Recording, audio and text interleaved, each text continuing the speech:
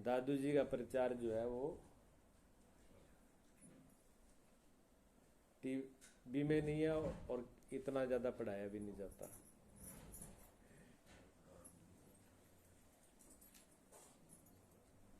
तो थोड़ी बहुत उसकी चर्चा करेंगे। पहले एक भजन बोल ले, मेरे साथ बोलोगे ना? ठीक है, बोलिए। बोलिए सतगुरुदेव भगवान की। गुरु जी मेरा अवगुण भरा शरीर, गुरु जी मेरा अवगुण भरा शरीर, बता दो कैसे तारोगे, बता दो कैसे तारोगे। गुरु जी मेरा अवगुण भरा शरीर, बता दो कैसे तारोगे, बता दो कैसे तारोगे। ना मैं गंगा जमुना नहाई, ना मैं ना मैं गंगा जमुना नहाई, ना मैं हर की पौड़ी जाना पाई, हर की हर की पौड़ी जाना पाई, हर की। गुरु जी मेरी माड़ी है तकदीर, बता दो कैसे तारोगे। गुरु जी मेरी माड़ी है तकदीर, बता दो कैसे तारोगे, बता दो कैसे तारोगे, बता दो कैसे तारोगे। गुरु जी मेरा गुण भरा शरीर, बता दो कैसे तारोगे, बता दो कैसे तारोगे, बता दो कैसे तारोगे। ना मैंने बड़ पीपल सींचे, ना मैंने सींचे, ना मैंने बड़ पीपल सींचे, नाम सब दिन मोह माया में बीते, सब दिन मोह। गुरु जी मैंने ना दिया तुलसी नीर, बता दो कैसे तारोगे। गुरु जी मैंने ना दिया तुलसी नीर, बता दो कैसे तारोगे, बता दो कैसे तारोगे, बता दो कैसे तारोगे।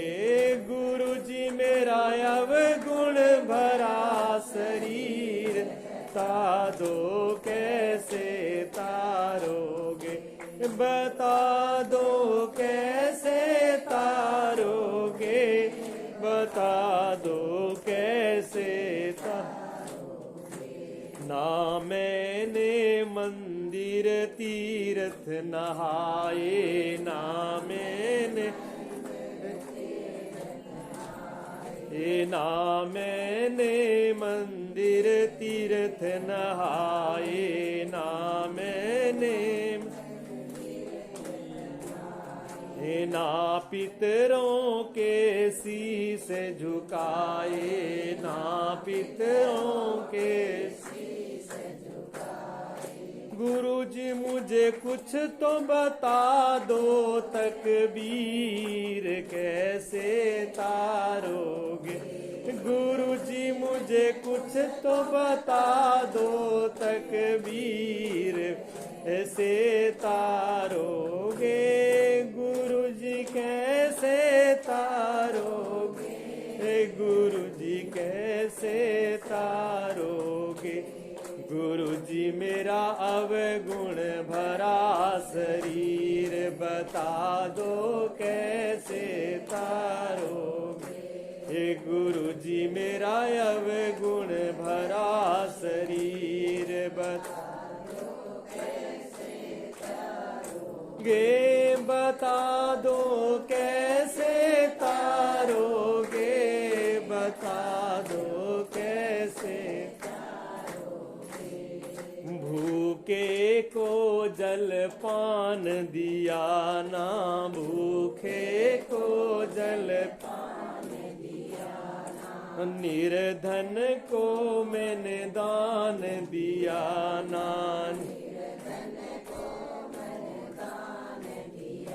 ना निर्धन को मैंने दान दिया ना, निर्धन को मैंने दान दिया ना। गुरु जी मैं तो ऐसी हुई बेप्रीत, बता दो कैसे तारोगे गुरु जी। मैं तो ऐसी हुई बेप्रीत, बता दो कैसे तारोगे, बता दो कैसे तारोगे, बता दो कैसे तारोगे गुरु जी। मेरा अवगुण भरा शरीर बता दो कैसे तारोगे, बता दो कैसे तारोगे, बता दो कैसे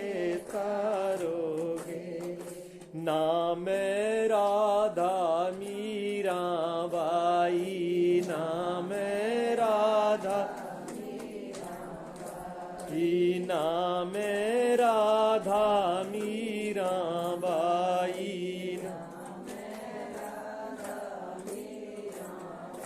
ही नाम सीता कर्मा बाई, नाम सीता कर्मा बाई। गुरु जी मेरी तुम ही हो जागीर, बता दो कैसे होगे गुरु जी। तुम ही हो जागीर, बता दो कैसे होगे, बता दो कैसे तारोगे, बता दो कैसे तारोगे। मेरा अवगुण भरा शरीर, बता दो कैसे तारोगे, बता दो कैसे तारोगे, बता दो कैसे तारोगे। बोलिए सतगुरुदेव भगवान सच्चिदानंद भगवान। अभी आप सुन रहे थे दादू जी की वाणी। दादू जी बड़े ही प्यारे, बड़े अच्छे संत हुए हैं, बहुत ही सरल चित्त संत हुए थे। और भक्ति के मार्ग उनका जो था ना, भक्ति का, प्रेम का, भक्ति का, समर्पण का मार्ग था, ज्ञान का मार्ग नहीं थे। जैसे मीरा, जैसे दास, जैसे सहजो, जैसे कर्माबाई, करमेती बाई, दादू दयाल भी थे। लेकिन सदगुरुओं में एक अच्छे सदगुरु, बहुत ही अच्छे सदगुरु थे। दादू दयाल के भी बहुत अच्छे अच्छे सात संत हुए। उसमें से उनके जो संत थे वो कुछ संत ऐसे थे जो पुरुष शरीर में भी थे, और कुछ ऐसे संत थे जो महिला शरीर में भी थे। माताएं भी उनकी अच्छी सी शिष्य हुई थी। और छोटे मोटे नहीं, छोटे से लेकर के बड़े बड़े राजा महाराजा दादू दयाल के शिष्य हुए। रहने वाले राजस्थान के थे। कहते हैं उनके पास से ऐसा सुना गया है कि राजा गंगा सिंह भी जब प्रसिद्धि सुनी, दादू दयाल जी के बारे में सुना कि बहुत ही अच्छे संत हैं, बड़े सिद्ध पुरुष हैं, जिस पे कृपा कर देते हैं परमात्मा की कृपा अपने आप हो जाती है। तो गंगा सिंह ने कहा कि एक बार मैं भी जाके दर्शन करके आऊँ। जबकि गंगा सिंह को माँ भगवती सिद्ध थी, माता के पुजारी थे गंगा सिंह। माता स्वयं साक्षात उनके साथ में रहती थी। 9 दिन नवरात्रे में रहते, कोई अन्न और दूसरी चीज़ों का ग्रहण नहीं करते थे। बड़ी पवित्रता से अपने राजमहल में रह करके और माँ की पूजा करते थे। नौरते पूरी विधि विधान से करते थे।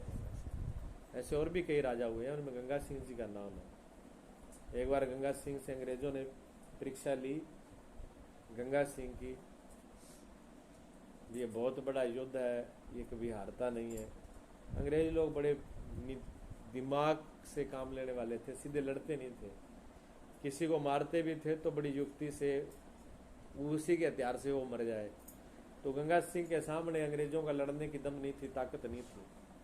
और गंगा सिंह के कभी, जब तक गंगा सिंह थे उनके राज पर किसी ने राज नहीं किया, कब्जा नहीं किया।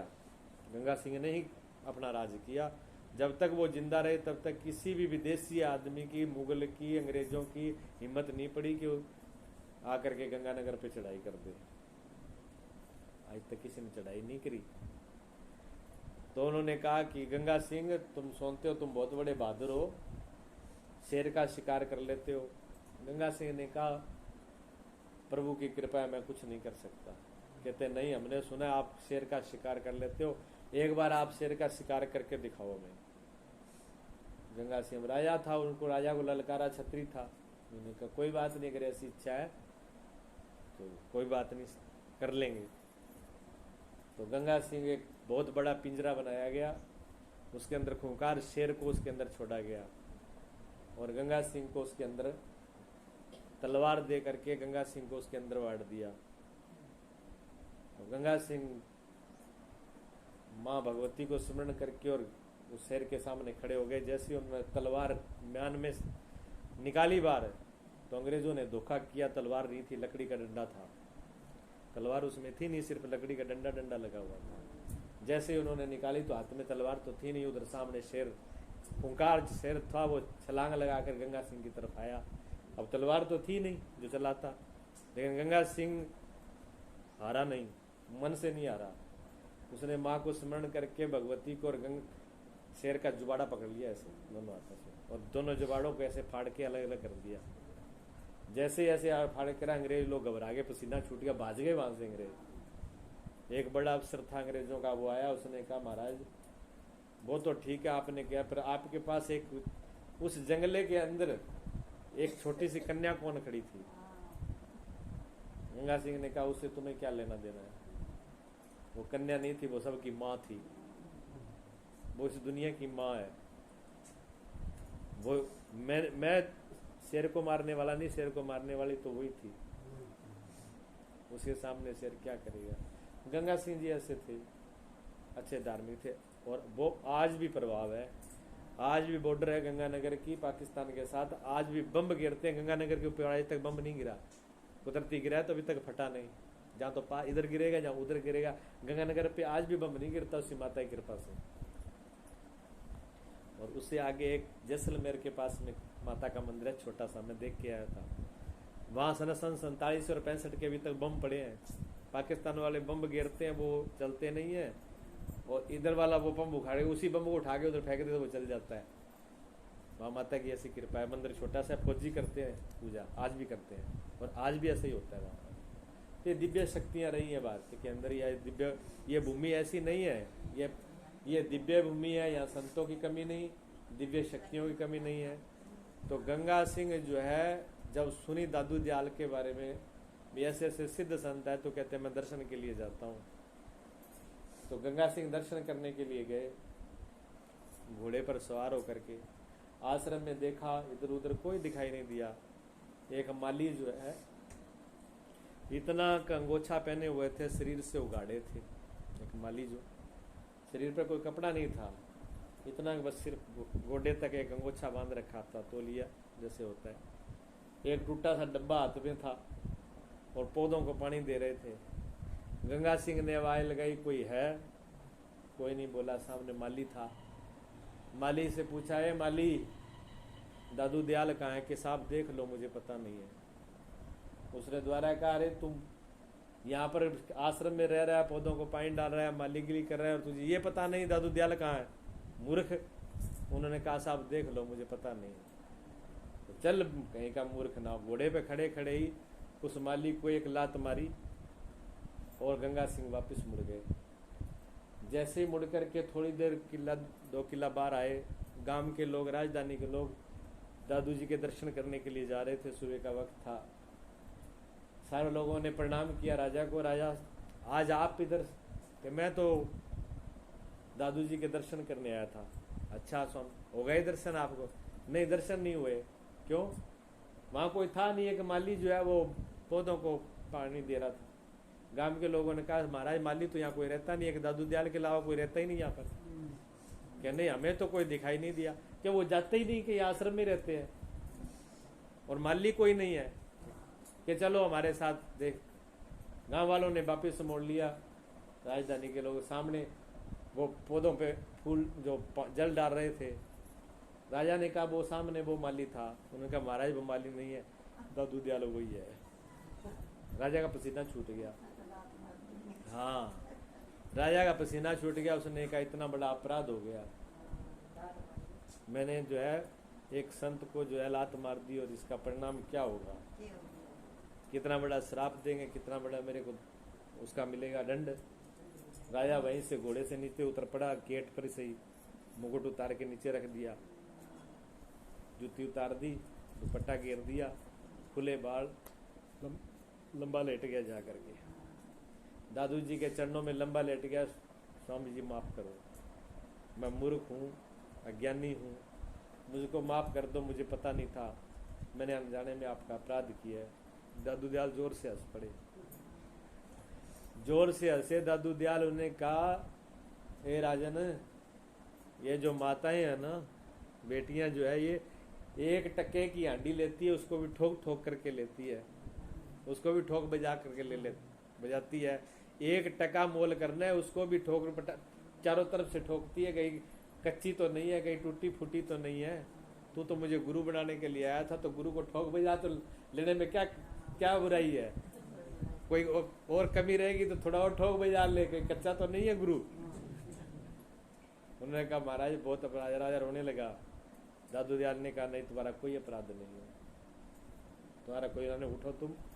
वहां पर राजा को उपदेश दिया दादू जी ने, वहां से चल दिए।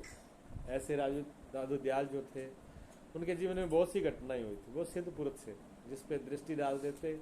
महापुरुषों की दृष्टि बहुत बड़ी होती है, जिस पे एक बार निगाह भी, एक बार निगाह उठा करके देख लें, उसका भी कल्याण कर दें, ऐसी महापुरुषों की दृष्टि होती है। एक संत हुए मुसलमान, उनका था नाम रज्जब। रज्जब नाम है मुसलमान का। रज्जब ऐसे संत हुए, शिष्य थे दादू दयाल के। वो मुसलमान रज्जब थे, और उन्होंने एक हिंदू परिवार के कन्या के साथ ब्याह करने की, शादी करने का निश्चय किया। पूरे परिवार को, समाज को बोल दिया। पुराने समय की बात है।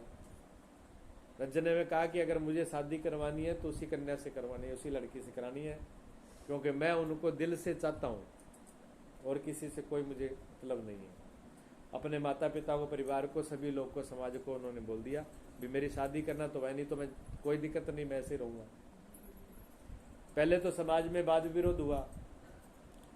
उस टाइम में आपस में जाति भेद ज्यादा वो नहीं था, तो दोनों तरफ से लोग बैठे, समाज के मुख्य लोग। उन्होंने कहा भी छोरा छोरी में कोई दोष तो है नहीं, पवित्र आत्मा, कोई किसी प्रकार का दोष नहीं है।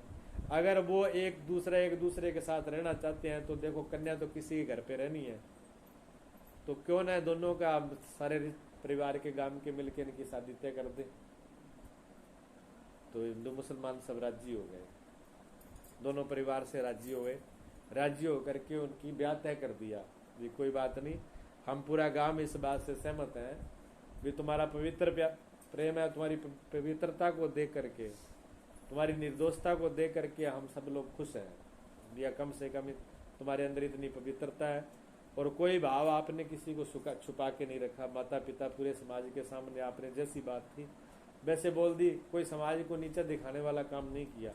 इसी बात से हम सब लोग सहमत होकर के तुम्हारा रिश्ता तय करते हैं। ठीक है, तय हो गया, रिश्ता तय हो गया।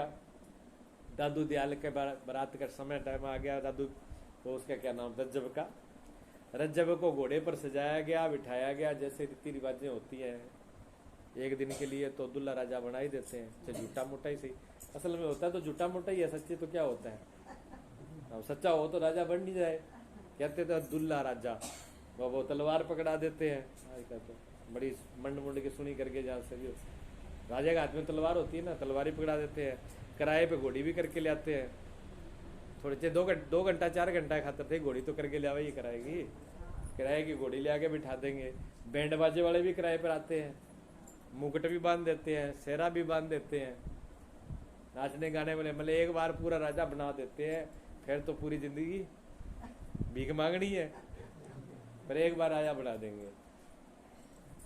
और रानी देवी कहेगी घरे आके बताऊंगा राजा कौन है, मैं आपको घर को मालिक बताऊंगा नहीं। मैं गीता कह रही थी कि घर तो देवियों ही हुआ है। बिल्कुल सही बात है। 12 आदमी बोले कितनी मुंह छरतान ले, घरे तो देवियों ही राजा है। पर घरे घरे राखियो, गली में ना रखे करो, इतनी लिहाज रख दे करो बस। घर तक तो ठीक है, कोई बात को नहीं। हाँ 12 बार रोड़ो खराब है, बस 12 बनी रहने दो। 12 इज्जत आदमी की बनी रहे, बस ठीक है। थे फिर समझो थे देवियां ही देवियां हो, फिर थारा में कोई दूसरी देव को नहीं, फिर देवियां ही होते, फिर पूजनीय ही हो। अगर घर गए आदमी की, अपने परिवार की 12 अगर इज्जत राख ली नहीं थे तो समझो भी थे देवी हो, फिर कोई कमी कौन थारा में। ठीक है ना, घर में तो चलो थोड़ा बहुत कहना सुनो सारा ही हुआ है, कोई बड़े बराबर के हकदार हुआ है। देवी कह सके, सुन भी सके, और कोई रहेगी बात हो तो कह भी सके।